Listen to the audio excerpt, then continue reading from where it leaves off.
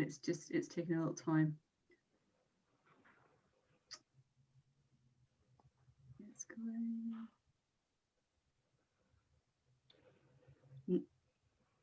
Now.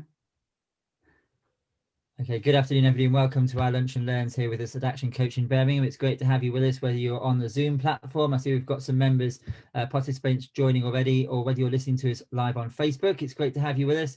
We do 2 Lunch and Learns on a Monday and a Thursday at 12 o'clock, and this lunchtime, we're joined by Lee Robinson from Meta Eagle. Hi, Lee, good to have you with us. Hello, Steve. Good afternoon. Thanks for having me. For those who've been with us for a few minutes, we apologise for the false start. We wanted to make sure we went live on Facebook as well, so that we can reach as many people as we can.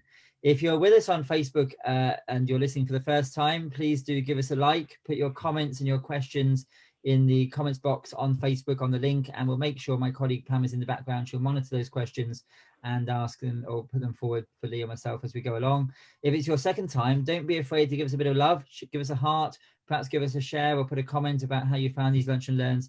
And also, we'd love to know where you're listening from.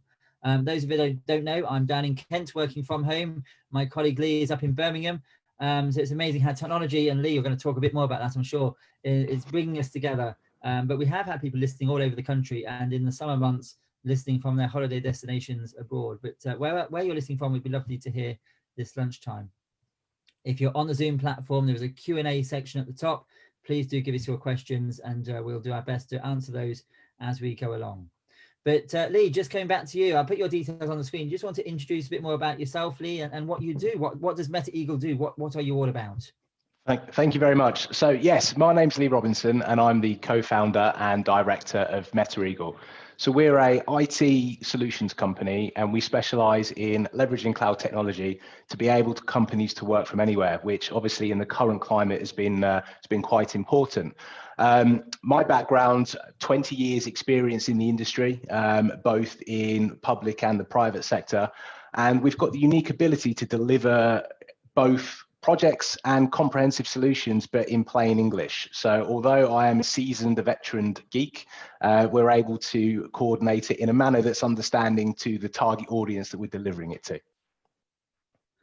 Brilliant. And I know that this afternoon or this lunchtime, you're going to tell us a lot more about how to make IT or keep IT simple or make it simple, depending on where you are. So, and Lee, we'll put your details up at the end just to check they are your correct details on the screen, I believe, aren't they? If they are want to indeed. Make contact with you. They are indeed. We'll make sure they go back up at the end as well. If people want to contact you direct, to ask any questions, more than welcome. They have for you. For those who don't know anything about Action Coach, if this is your first time listening with us today, we are a business coaching firm. We're not here to run your business, but we're here to support you and hold you to account in helping you make more money, get more time, and help your team. Ultimately, to grow your business. We've been doing that for over 30 years. We are the world's #1 business coaching firm. We have over 1,000 offices and coaching in 80 different countries. And we were funded and set up by a gentleman called Brad Sugars. And if you haven't come across Brad, I'd really recommend connecting with him on LinkedIn, connecting with him on Facebook. He has a real vision, and we all share that vision of world abundance through business re-education. It's supporting business owners around the world to really make the most of the opportunity they have to grow their business and reach new potential clients, and really to get to grips with the basics of their business. And what I say to many of my clients as I'm working with them is the most expensive words in business are I know. And Lee, you may well have come across that yourself when working with clients or prospects and they think they know everything there is to know about IT. I come across it in the business sector. People think they know everything there is to know. And it's only by listening and thinking, not I know, but isn't that interesting, is where the true value is added. And that's where you can really start to learn and understand more about your business. And I'm sure this afternoon, Lee, more about IT. And hopefully we're going to learn a lot more from what you've got to share today. Just before I hand over to you, Lee, I also hope that many of our listeners will have what I call BFOs. They are blinding flashes of the obvious, simple things that I'm sure you're going to share, Lee, that we can all put into place. And we may well have known them already. We may well have been told them previously by other people, but by just, sort of outlining them again today, so maybe that gentle reminder, it may be some helpful hints and tips to help keep IT simple. So Lee, I'm going to hand over to you. I'm sure you're going to be doing more than just building blocks, but I love that image actually. Keep it simple. You Google keep it simple and that's what it comes back with. But keeping IT simple is what today is all about. So Lee, hand it over to you. And ladies and gentlemen, if you have any questions at all while Lee's talking, please do put them in the Q&A box and we'll make sure we get back to you on those. But Lee, do you want to share, if I stop sharing my screen, you can then share yours and fire away at the sort of things you've got. I'm just monitoring the questions as well. Brilliant, brilliant. So let me just share my screen. Just bear with me one moment.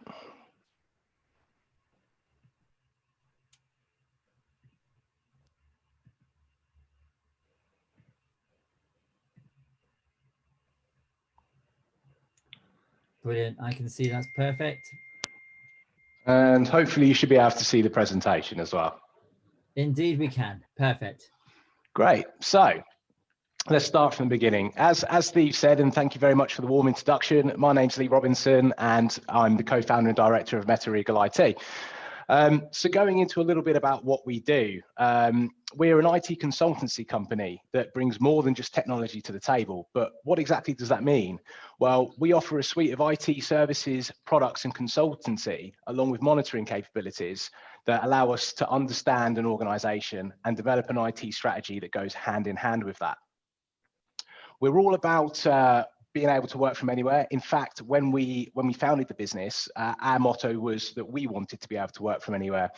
And then as of recent months in 2020, which let's face it, has been a horrible year for us all, we found very much the way we've implemented our business is the way that others are sort of needing to develop and adjust and change in order to tackle the current climate. So we have strategic partnerships with some of the biggest vendors in the industry, such as Microsoft, Cisco, Meraki, HP, Apple, just to name a few. So for more information, the website's there on the screen, metaregal.co.uk. By all means, please take the time, have a visit just to see a little bit more information on what it is that we do. So as Steve has said, the talk today is how to keep IT simple or keep it simple. And in order to do that, I'm going to deliver 4 questions that as business owners, directors, management, and even employees, you need to be able to ask yourself and answer in order to understand how you can best utilize and leverage technology. This really will help you to simplify your IT and it will help you achieve some IT zen in a manner, so to speak. IT zen, that's a phrase I've not heard before. There we go. IT Zen is at peace with technology. I know it's not everyone's favorite sort of subject from time to time, but in today's age, it's definitely a necessity. So first of all, I'm going to start with a story. Indeed. Brilliant. So I'm going to start with a story that I absolutely love. So President John F. Kennedy was visiting NASA's headquarters for the first time in 1961. While touring the facility, he introduced himself to a janitor who was mopping the floor and asked him what he did for NASA. He replied, "I'm helping put a man on the moon." Absolute cracking story of everyone united towards one common goal. And that's the first thing that we're going to touch upon here. If you do not know what your IT strategies and what your IT goals are, then there's no way you can hope to understand what you have and also where you need to be. As we know in business, it's important to have goals and a vision and strategy no matter what you're doing. So everyone in the organization, from the managing director to the apprentice on the shop floor, are working to the common goal. Your IT strategy should be no different. So the questions that you need to be asking yourself, what are you hoping to get and what are you hoping to leverage from tech? And some examples of that, as I said before, being able to work from anywhere. Maybe you want to be able to work from any device. Maybe you want to automate business processes and repetitive tasks. A prime example of that, as an IT company, as you can imagine, we're often building and shipping laptops and machines out to customers. Rather than doing that repetitious and, let's be honest, quite lobotomous task at times, we've automated it. So we're able to build machines to the same standard in a fashion that it doesn't need an engineer to sit there and do. And we're even looking to further develop on that so that we can ship machines directly out from suppliers to the customer without them needing to come to our office. You may wish to leverage technology to get ahead of your competition. Now, let's be honest, if you're not doing it, you can bet your bottom dollar that your competitors are. So all of this information is out there, readily available at our fingertips, and all these devices, we need to be utilizing them in business to help propel our companies forward. I think it's a really good point you make there, Lee, about starting. I would always say starting with the end in mind, as Stephen Covey says.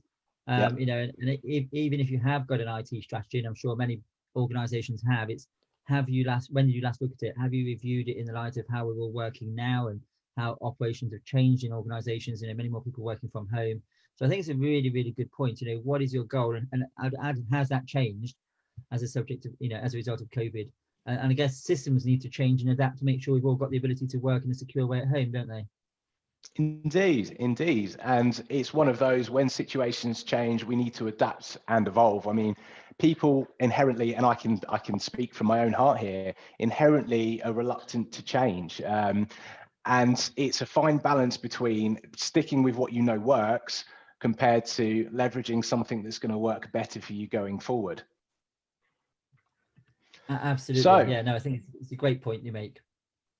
Thank you. So the second question is, where is your data stored? So as business owners and directors, it's important to understand where the data is held. You might not need to know the technical nitty gritty. That's what the IT guys and the IT teams are for. But you should have an understanding of where that data is.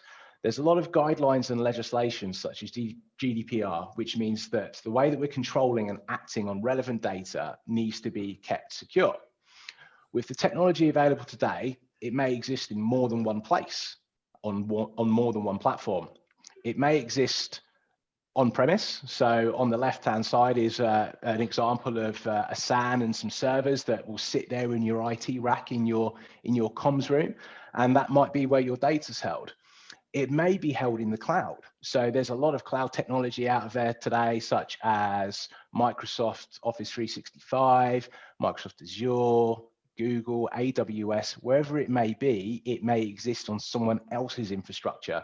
And that's illustrated on the right. That's one of Microsoft's data centers in Israel.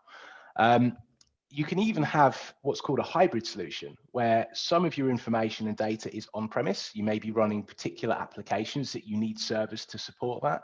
And you may have your email solution and your collaborative tools in the cloud on a platform such as Office 365. While you may not know the granular technical details, an overall knowledge is essential for a business is essential for a business to make sure that you're taking not only the right precautions, but also making the most of that technology available to you.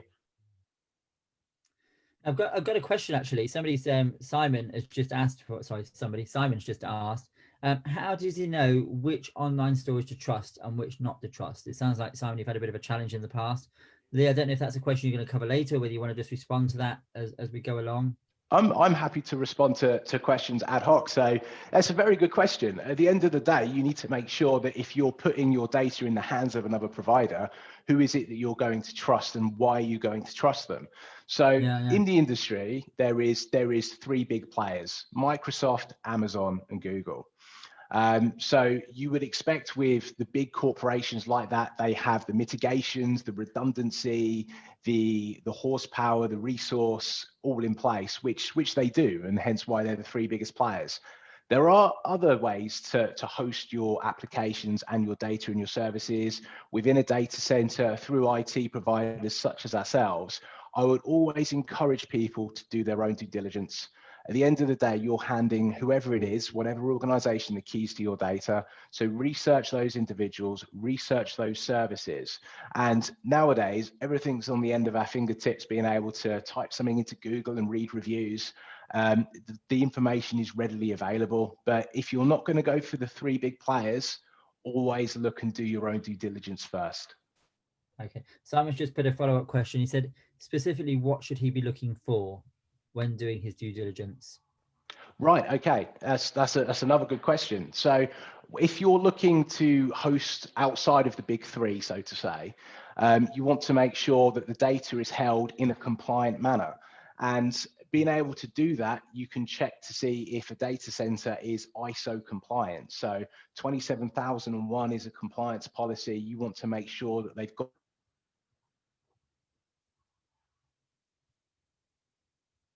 Oh, looks like we might have lost Lee's sound for a moment. systems. There we go. We Oh. lost you there for a minute, I think, Lee. We're back. You're back Where, with us. where did you get to? Sorry.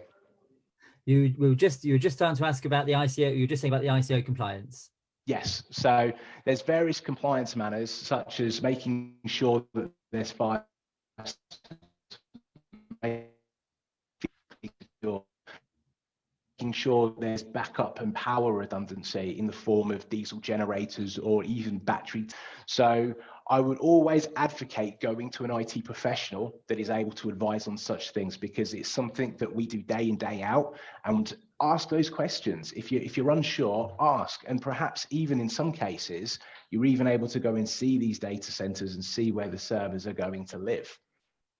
Oh, I'd love just to look around one of those, just out of interest, to be nosy, actually, Lee. But I get, do they all look like that on the screen? Is it? I mean, it's hard to imagine what a data center does look like.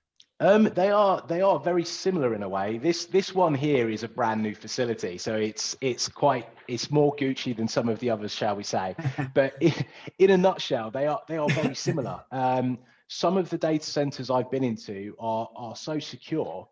They're more secure than a military base trying to get into.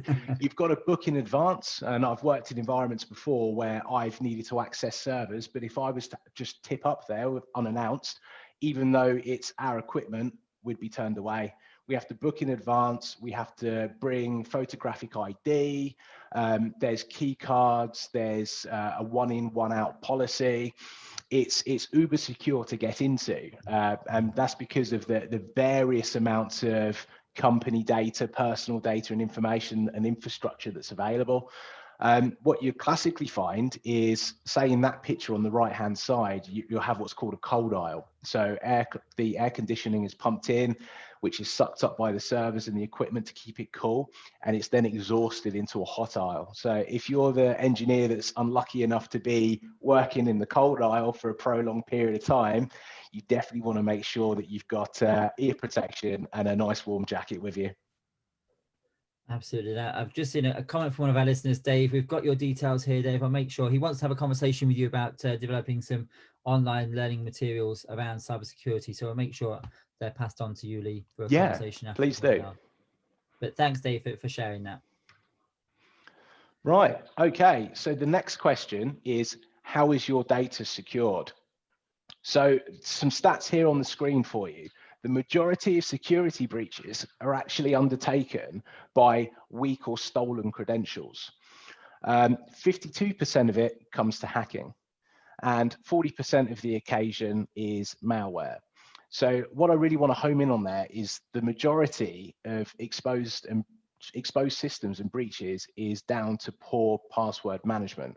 So therefore, we've got to make sure we've got password policies in place. We need to be asking ourselves, how often are passwords changed? Where are they stored and how? The amount of times I've gone into organizations and passwords for systems are stored on a text file on someone's machine or an Excel document. That's really not the way to be doing it, because they can easily be compromised. What do we do when someone leaves the organization? Is there a policy in place to restrict their access to their systems and the machines that they access? You'd be surprised at the amount of occasions where people have left organizations, perhaps in a more hostile manner than what anyone would like. And it's worrying times as to what they may be able to do with that machine. There's various technologies out there that allow you to track machines, wipe machines. A big element, which I'm a big advocate for, we're a big advocate for, is two-form factor authentication. So for those that don't know, two-form factor in a nutshell is when you log into a system, perhaps a website, for example, traditionally you'd have a username and a password. Well, 2FA uses a third device, what a third means in addition, i.e. such as a mobile phone or a token. So if I was going to log into said system, not only do I need to know my username and my password, but I've also got to have my mobile phone with me. So I can either input a code that changes every period, say 30 seconds or so, or sends me a push notification to allow me to connect to that system. So that means that in the event that your credentials were lost or stolen, someone still isn't going to be able to breach that system without your mobile device. I guess the most common example of that most people will be familiar with is if you go onto your online banking. for most of us now, we have a little either a card or a mobile phone that will give us a code to go on to the online banking system. So I guess that's the most common way of 2FA. Yeah, that is a very good way. It is a common way, and it's one of the basic ways that pretty much every high street bank that I know of has pushed out over recent years. You can get things such as Duo Authenticator, Microsoft, Google. They all have their own authenticator apps with codes that change periodically. You can also get what's called hardware tokens as well. So not only do you need to have the username and password, but you've got to have such as a YubiKey, a little USB key that you plug into your machine, and that's your second level of authentication there.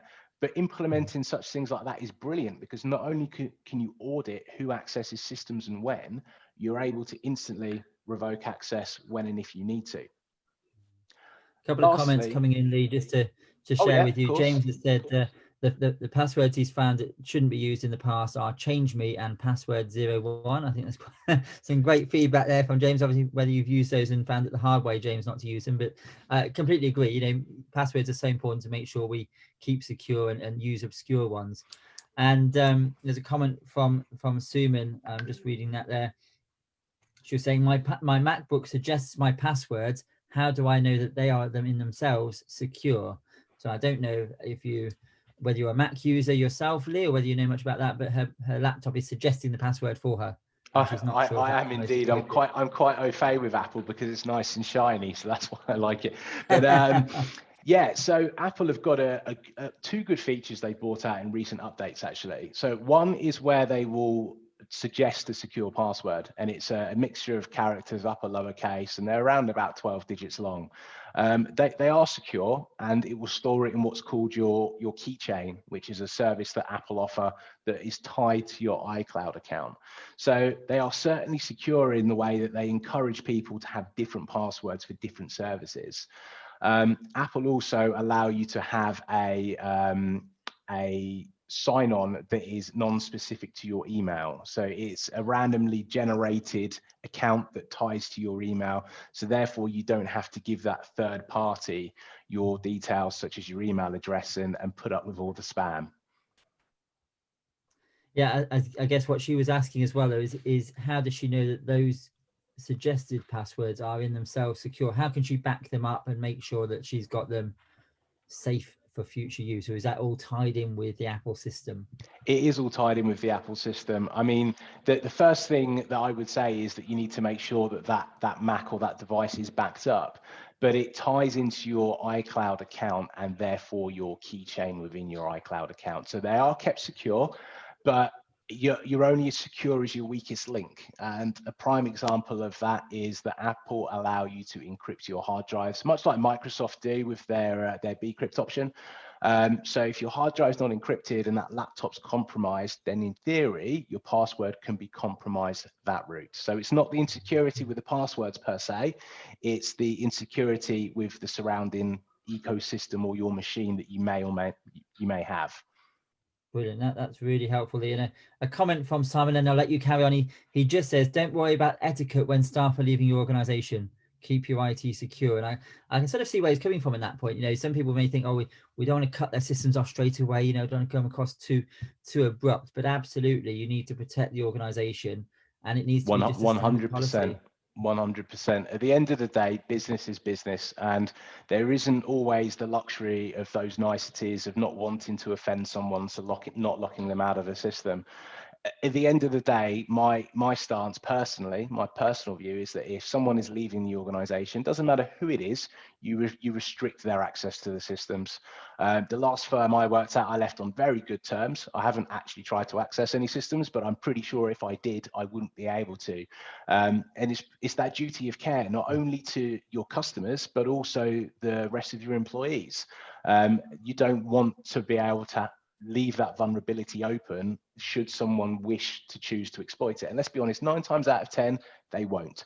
But there's other motivations out there in the world, isn't there, such as financial and perhaps competition, where you need to consider and make sure you're not vulnerable. Yeah. you're eliminating any ambiguity, and as you say, you're protecting your business, you're protecting your existing employees, your customers, and also the member staff or past employee, ex-employee, you know, protecting them. There's never then any question about any underhand or anything going wrong. So I would completely agree with Lee, with you, Lee, and with Simon. You know, etiquette is nice, but absolutely have a clear policy that on the day they go, cut all systems, and you know, that's the right way to do it. Absolutely. Yeah, and that's something you can incorporate into your IT policy, which again is why these things are paramount and important, because it clearly outlines and identifies perhaps you have a company device, a company phone, and a company laptop. All company information is only to be accessed from those devices. And then when you leave the organization, you give those devices back and they're wiped and reloaded in a secure manner. And I know we're probably straying a bit off topically, but you know, you talk about policy, and again, at Action Coach, we talk a lot when we're working with clients, the importance of having really clear policies so that everyone knows how to deliver a service and deliver their role and work within the guidelines and rules of the organization. But they're also there, as you say, to fall back onto if you need to, you know, when things do go wrong or if somebody leaves or joins the organization. There's a very clear set of rules for every member of staff, every employee to understand and follow, and for you to fall back on as a business owner when you need to in the future. So indeed, and IT is no different. We have HR policies, we might have policies and procedures to manufacture a particular product. We also need to have that alongside our technology as well. Yeah. Anyway, I'll let you carry on. So we keep interrupting with comments and questions, but I don't want to. No, it's fine. I absolutely love it. Keep them coming in. So lastly, on this slide, I just wanted to go on to, in terms of securing your data, we also need to consider how your endpoints or your machines and workstations are protected. So we need to make sure that there's adequate patch management, so they're kept up to date with the latest security patches that plug holes in vulnerabilities that have been found. Which ties nicely into antivirus. You know, there is a need for antivirus on all of your endpoints.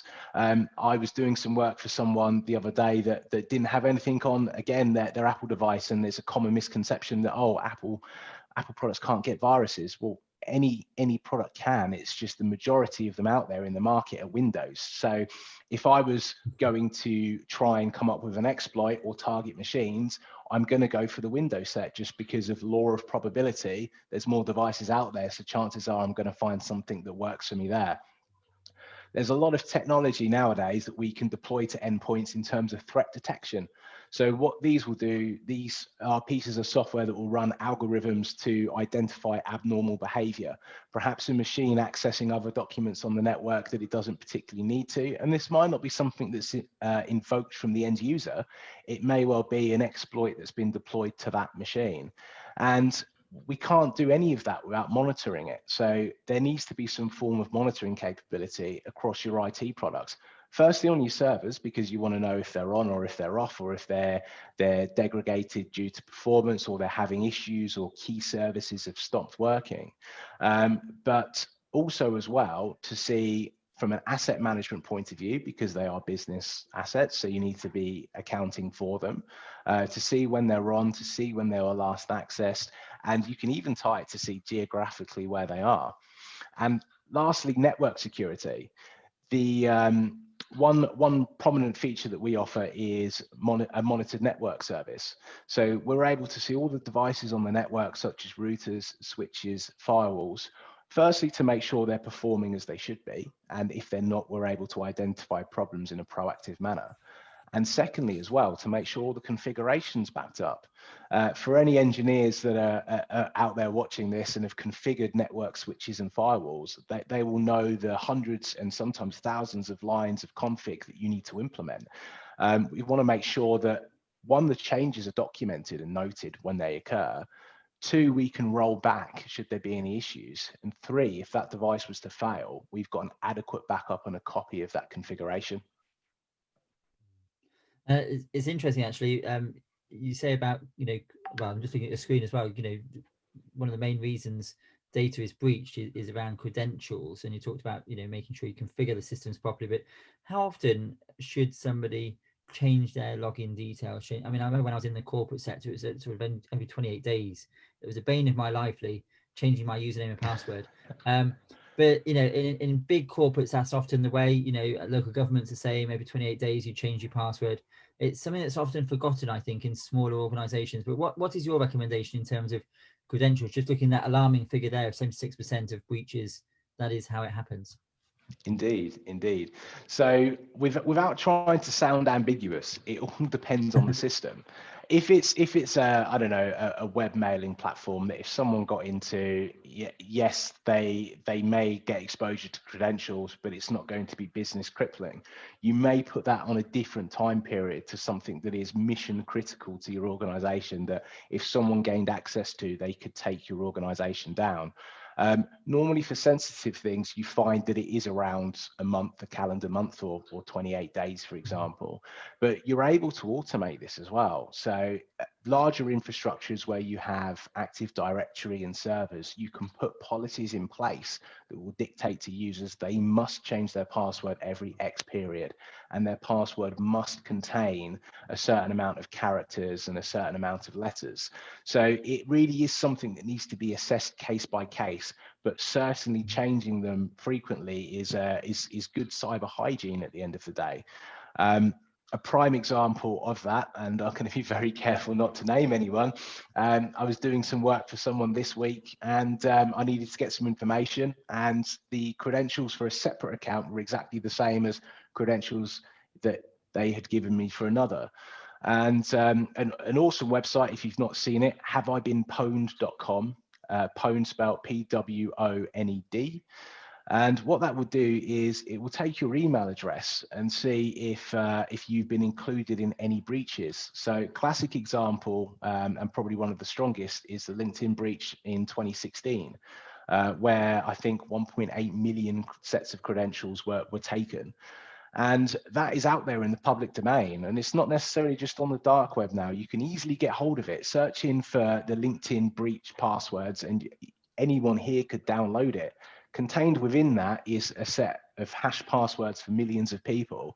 And I'm willing to bet that some of the people that are listening to this webinar, one, will be in that breach, and two, perhaps are using the same credentials for their LinkedIn account as maybe they do for not only just their work life, but perhaps their personal life as well. So it's all about keeping on top of that. And if you're regularly changing those credentials, even if you are exposed to a breach through no fault of your own, you're making sure that you're protecting yourself adequately.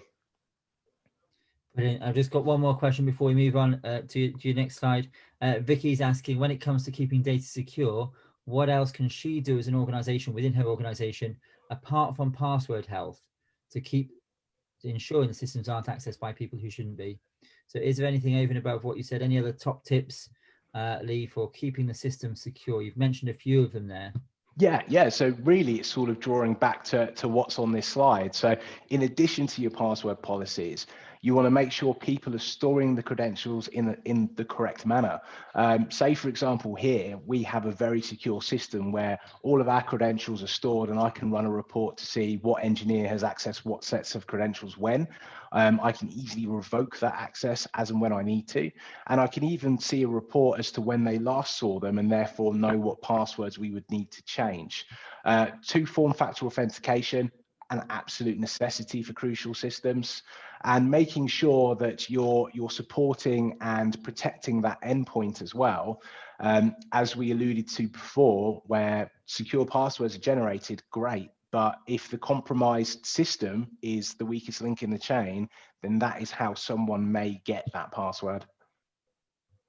Brilliant. That's really helpful. Hopefully that helps you as well, Vicky. But Lee, I'll let you carry on with your next slide. I know you've got more to share, and but please do, everyone listening, keep bringing the questions in. It's great to have you engaging. Please do. So this is the last and probably one of the most prevalent points that I want to drive home to everybody. So one of the most crucial things that you can do is to have a practiced and a well-defined disaster recovery plan. For those that think that it may not apply to them and wonder what that big plume of smoke is in the slide, one of my first IT jobs, and I'm going back many moons when I had an afro and I was a bit shorter, was at a large freight company.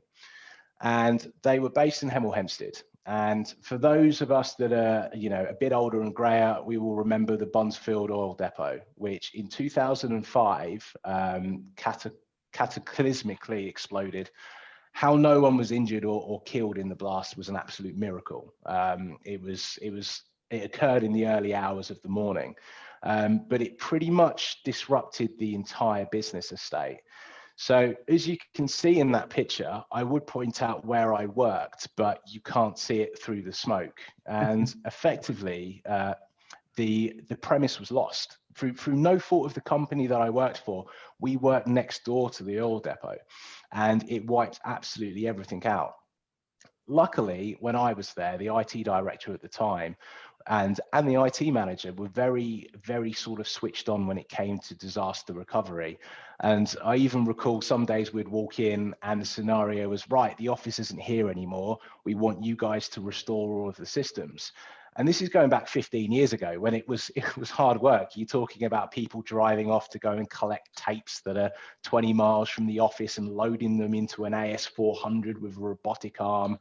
Those days are gone now, and it's a lot easier. So without a relevant disaster recovery plan, after a force of nature or an accident such as this, it could even be something such as a CryptoLocker virus, as we've seen in the news with various companies, large companies and large public sector organizations being hit by them. The business will fail. You need to know what you're going to do should such an event happen. This is a lot more easier nowadays because you can automate your backups. So you keep a copy on premise, but you also keep a copy off premise. And you can make sure it's done so in a secure manner.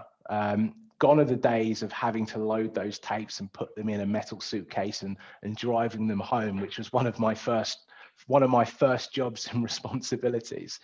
It can all be done and it can all be stored remotely. We've got better and better internet connections, and it can all be automated. In fact, one of the products that we offer, Meta Backup, sits on servers, workstations and such, and it will back up the machines periodically, and it will keep a secure copy off-site that's SHA-256. So we're talking about the same level as encryption as the banks use. So really, in today's age, there is no reason not to have a reliable backup solution.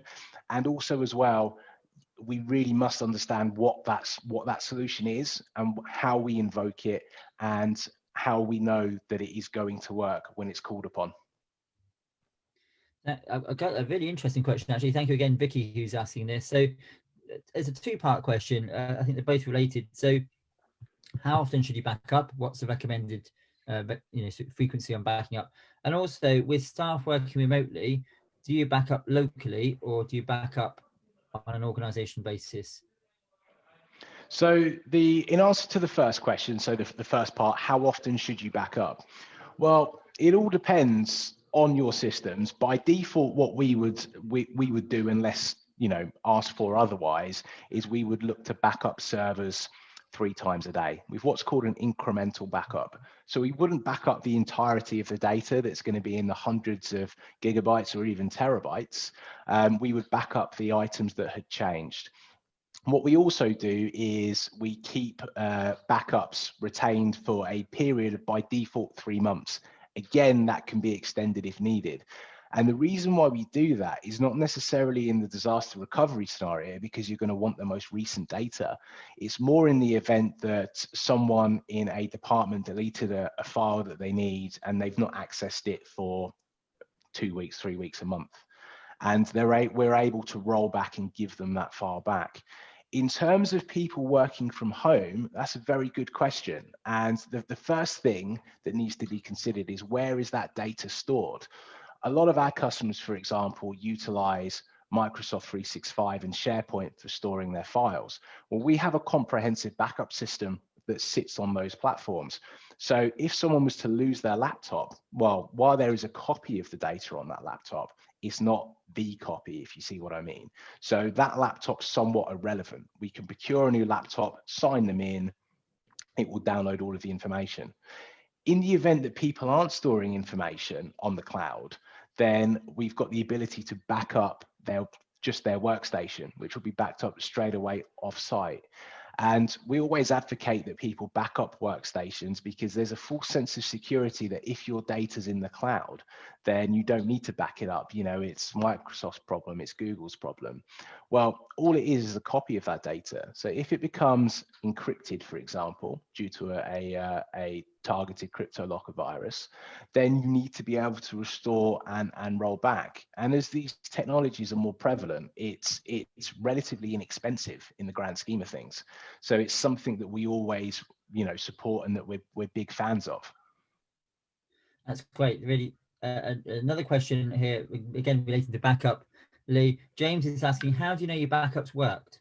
Which is an interesting question, actually. You know, do you go and test the backup? Do you start, you know, I'd love to know the answer myself. It is.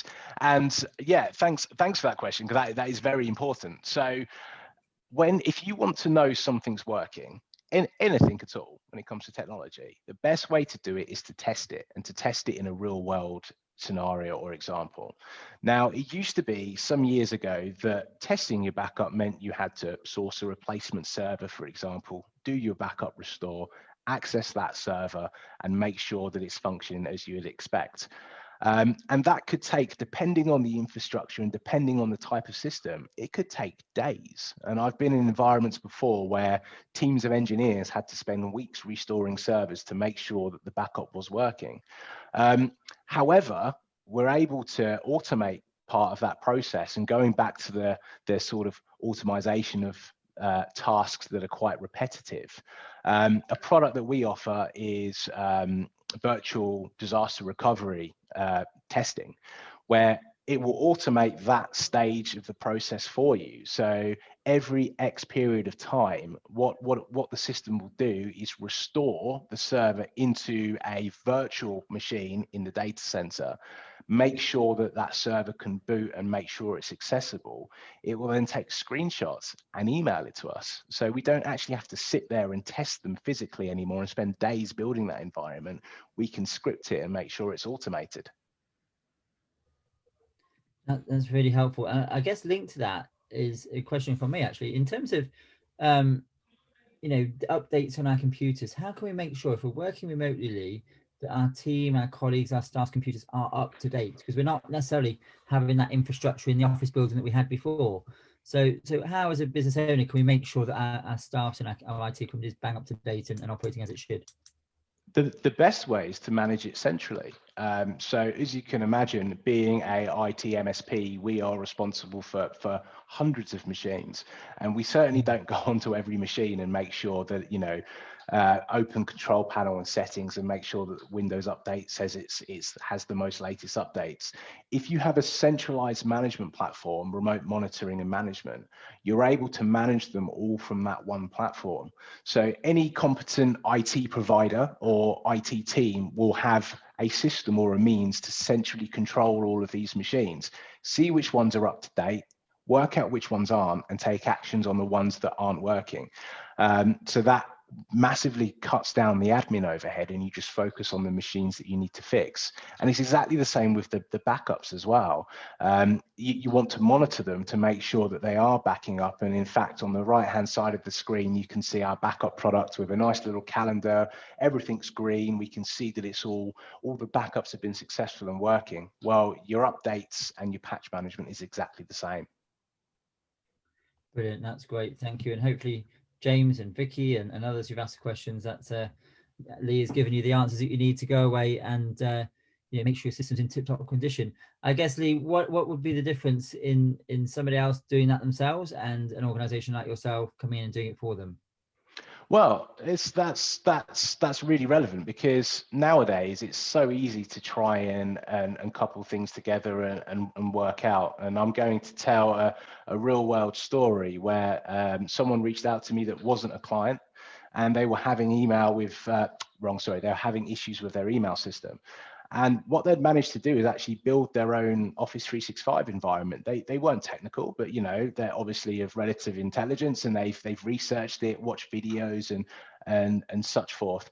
And they've actually managed to implement their own email. However, it wasn't quite functioning correctly.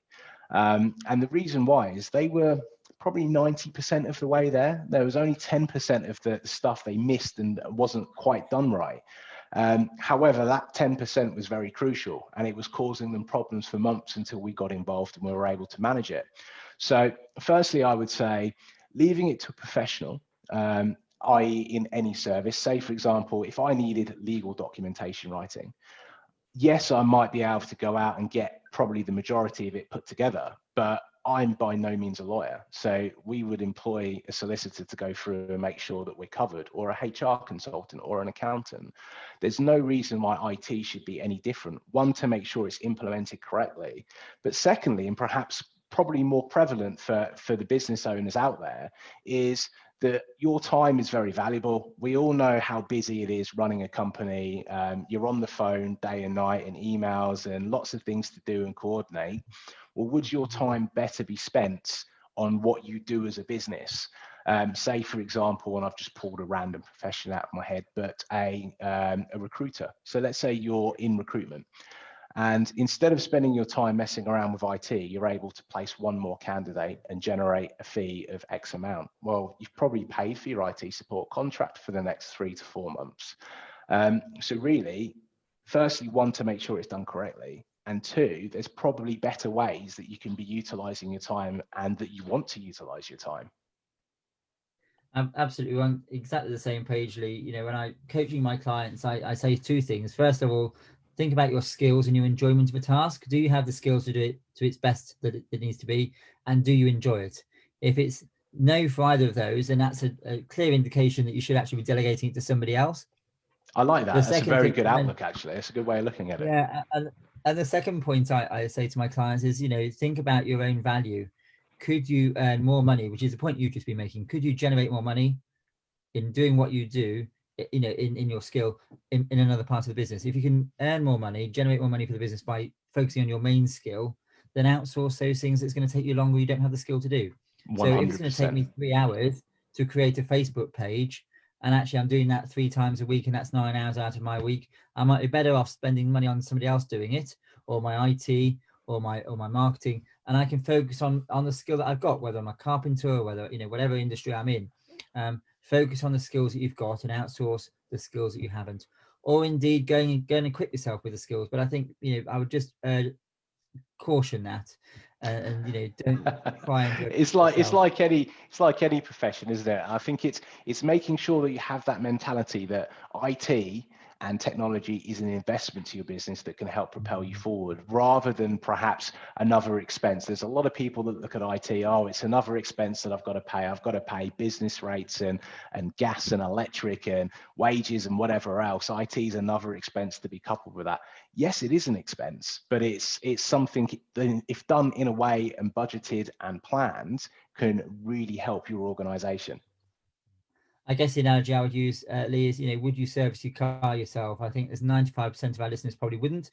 They'd take it to a garage and get the professionals to look at it. And I think it's the same with your IT. You know, unless you know exactly what you're doing, it's such a valuable and important part of any business infrastructure now. So get the experts, make sure you've got your IT, you know, safe and secure, so that you can get on with running the business in the way that you need to. Indeed. Lee, was that the last of your slides? The last slide I've got there is just some contact details, as you put on before, Steve. Okay. So just in terms of our social media, we're on all the platforms, as everyone is nowadays, and my contact details as well. So if there is anyone out there that would like to discuss further, or perhaps just book in a call with us, then please let us know. We're always happy to help. So thank you very much. No problem at all. It's great to have you here with us, Lee, and I'm just bringing up my other slide to share. What I would say is, you know, just before we finish, what would your, you know, in the new world that we're working, Lee, what would your top 3 tips be for remote working, people who, you know, working from home with IT now they're working for a larger organization, or indeed working for themselves? You know, if you were to see, you know, give us 3 top tips to end the webinar this lunchtime on, what would they be? Okay, so the first tip from me is a non-technical one. Actually, it's a personal one, and it's making sure that you have a routine in place. When we went into the lockdown, I live on my own, and it's quite a difference between coming into an office, to working at home in a room or an environment, a house, an apartment, wherever you may live, where you are on your own. And the way to keep sanity is to make sure that you have a routine. Get up the same time every morning. Make sure that you're getting showered and dressed, and you're not spending the day either in your dressing gown or dressed from the waist upwards, as Zoom has now educated some people. Make sure you take some time for a lunch break. Make sure you go out and do some phys if you're able to do so. Getting into that routine will mean that you can keep working like that in that pattern for a prolonged period of time, because you're taking care of yourself. Which leads into the second, and the mental health aspect. It's something that we are able to talk a lot more about nowadays, but I do believe a healthy body equals a healthy mind. If you're taking care of yourself and you've got that routine, and you're dividing, this is my work time, this is my personal time, or my family time, or the time I'm going to put the kids to bed, then that is going to keep you in a much more of a happy and mental state. Lastly is tying it back into the IT, is security. If you're using a work device, then great. Hopefully your company and your organization is managing that for you. If not, and you're the decision maker, then you need to think about perhaps a way that that can be obtained even when people aren't in the office. And keeping that divide between, you know, your personal items and going on Facebook and liking pictures and memes of cats versus now's work time and I'm going to sit here on my work laptop and do what I need to do. Thanks, and I would just to add to that, I was reading a great book as part of our book club over the last few weeks, Lee, Tools of Titans by Tim Ferriss. And going back to your very first point, you know, one of his top tips is make your bed every day. You know, it's about setting the mindset, you know, carpe diem, seize the day, and just having that mindset at the beginning of the day to make the most of it and get yourself in the right place. But I'd recommend that book, Tools of Titans by Tim Ferriss. You know, some great tools and techniques and tips for discipline. And I guess discipline is a key word when it comes to IT, making sure that you're backing up on time, making sure you've got the system up to date, and just making sure that you're on top of your IT on a regular basis. And my other thought, Lee, just as a parting comment from me, is, you know, as I experienced myself, we're all working from home a lot more. We're all probably stuck in front of the screen a lot more, certainly on Zoom. We're not having face-to-face conversations with clients. We're probably seeing them on Zoom. And so it is about making sure you're having those regular breaks, making sure that you're switching off your computer every so often, you're going and doing something else away from the screen. You know, I think of my children when I talk about screen time, and I limit theirs, but then I don't limit my own. And I think, you know, we all need to make sure we limit our screen time. We do indeed, and making sure you get out and about as well if you're able to. Even if you can't go out for a run, perhaps go out for a brisk walk. Go and take the dog for a walk. Try and break up the mundane. I love the way that mental health and well-being and work-life balance comes into almost all the webinars we give at lunchtime. Whatever subject we're talking about, it's always something that's touched on at some point in somewhere during the webinar. But Lee, it's been great having you with us. I've put your contact details back on the screen at MetaEagle. If you have any queries, any questions, you know, I've known Lee for a period of time now, and, you know, we completely recommend him here on behalf of Action Coach as a great partner to be working with. So if you need any queries or support on your IT, you know, my first port of call would be Lee, and I'd absolutely recommend him to our clients and anyone else listening to us as well. So I think, Dave, we've got your details. I've passed those directly on to Lee to make sure that he's got those. I've done that, Lee, via WhatsApp earlier on, so you can contact Dave directly after the webinar. For those who are listening and want to find a bit more about Action Coach, you know, do contact us here in Birmingham. We'd love to have that conversation about how we can support you in your business going further. I wouldn't be doing my job if I didn't just give a quick plug for our 30X program. If you're interested in finding out more about how you can run your business more effectively, Brad Sugars, our founder, we've been going 30 years now, and he's put 30 years of his business experience into 30 videos for just 30 minutes a day. So you can have 30 days of working on your business and looking at all sorts of aspects, everything from finance to time management to systemization. We don't focus on IT specifically, but we do talk about systemization, which would link into IT. So once you've looked at how you can systemize your business, then get in touch with Lee and talk to him about how you can do that with the IT side. But it's only £30 to sign up. If you're interested, please contact us. We'd love to have a conversation about our 30X program and talking to you about how you can dip your toe into the water and see if coaching and Action Coach is something that would help you in your business. But for now, I'd just say again, huge thank you to you, Lee. We've got 6 minutes to spare, so almost perfectly timed. I said within the hour, and you've stuck to it. So thank you so much.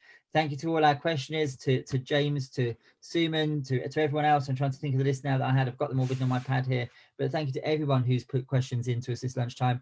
That's what it's all about. It's here to help you, our listeners and our clients, to gain more insight into different aspects of the business, and from experts such as Lee on different parts of business, and how we can support you in taking your work forwards and your business forward. So thank you, Lee, again, for your time. Thank you very much for having me, and thank you everybody for tuning in. Brilliant. And if you're listening to this on Facebook or on YouTube later on, please do continue to put your comments on, and we'll make sure that either myself or Lee reach out to you in the coming days and weeks if you're listening to it later in the day on record.